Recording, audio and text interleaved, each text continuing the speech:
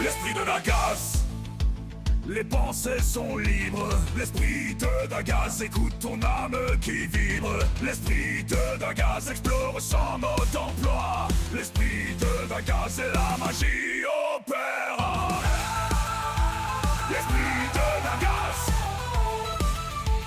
Les deux neuf l'ivresse.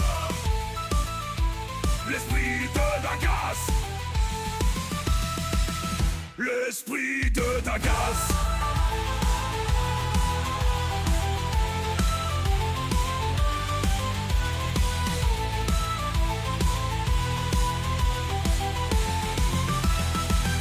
L'esprit de Dagas. Ni dogme, ni maître. L'esprit de Dagas.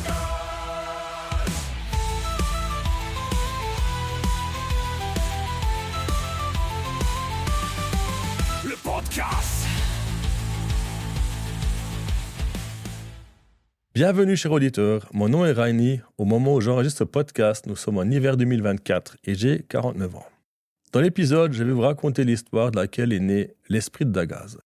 Cet épisode est important à mes yeux car il est bien de savoir d'où vient un projet et surtout où il va nous emmener. Vous vous en doutez à ma voix, j'ai écrit un script car sinon ça partirait dans tous les sens.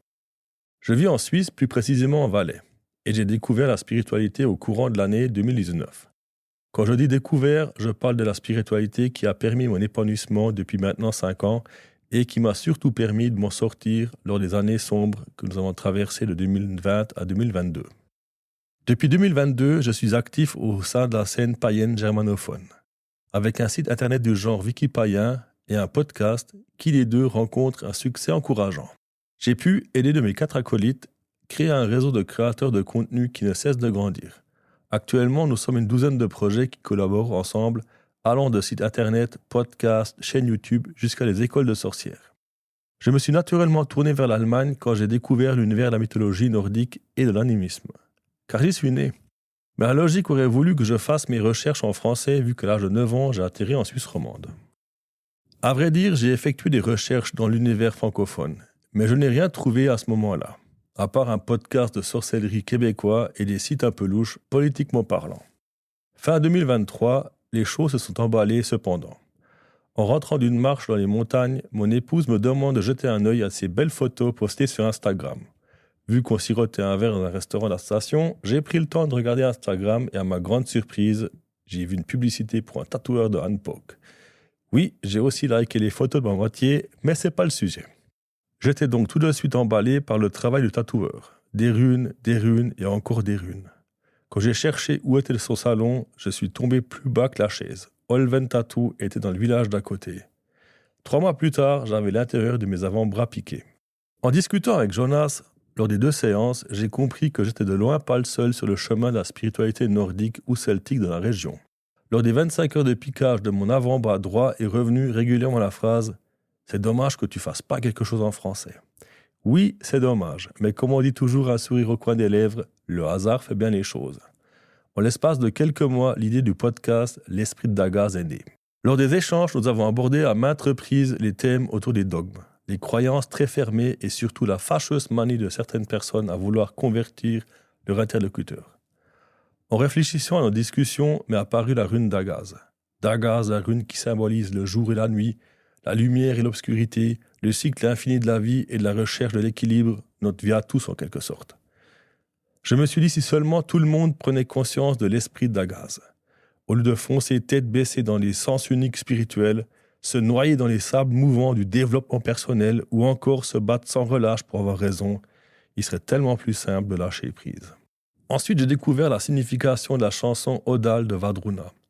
La phrase « Qui veut grandir a besoin de racines solides » se retrouve sous forme de métaphore dans le texte. À nouveau, j'ai vu Dagas, avec les racines qui solidifient l'arbre en allant vers l'obscurité, tandis que les branches et leurs feuilles poussent vers la lumière. L'équilibre grâce au cycle de la vie. Pour finir, lors d'un de mes longs trajets en voiture m'est apparu le slogan du podcast « Ni dogme, ni maître ». Petit détournement du slogan anarchiste « Ni Dieu, ni maître ». Vous l'aurez compris, on aura des épisodes d'exposés, de dialogues et peut-être même de débats. On va essayer d'échanger sur différents points de vue pour nous faire évoluer. Quand je dis « nous », c'est que je ne serai pas seul. Certes, il y aura Jonas, Mais il est encore trop tôt pour dévoiler les autres invités. Il y aura aussi des interviews. Pour le moment, 6 personnes m'ont déjà confirmé leur participation. Ces 6 personnes sont à leur compte, vivant de leur passion. Il y aura des artistes, des thérapeutes, des écrivains, etc. Lors des interviews, ils vont nous parler de leur métier, de leur chemin de vie et comment ils vivent leur spiritualité au quotidien. J'ai eu la chance de croiser le chemin de certains invités et ils m'ont marqué. Et je suis heureux de les connaître. D'autres sont des connaissances virtuelles avec qui j'ai pu échanger sur le sujet de la spiritualité. Me rendre compte qu'il y a de plus en plus de monde préférant les échanges au lieu de débats stériles, ça donne vraiment l'espoir. Bien sûr, chacun est libre de croire ce qu'il veut, mais vous l'aurez compris, mon chemin est la voie de l'animisme et du polythéisme. J'ai eu une vision au début de mon chemin, c'était une magnifique toile recouvrant l'Europe. Je me suis dit que ce serait tellement beau si on pouvait ensemble façonner ou aménager le paganisme, notre paganisme. Mais pour cela, on a besoin de gens ouverts et bienveillants, des gens qui veulent enseigner et en même temps continuer à apprendre. On doit réapprendre à communiquer, réapprendre à écouter. Par contre, de ce qu'on n'a surtout pas besoin, c'est de prophètes, de missionnaires et de prédicateurs. La spiritualité nous donne de la force, mais ne doit pas nous mettre la pression avec les dogmes. Ça y est, je philosophe tout seul. Bienvenue dans l'esprit d'Agaz, ni dogme, ni maître. Façonnons le paganisme de demain. L'esprit de Dagaz.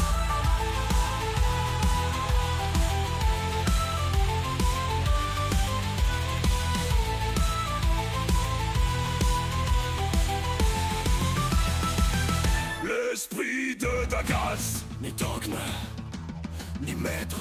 L'esprit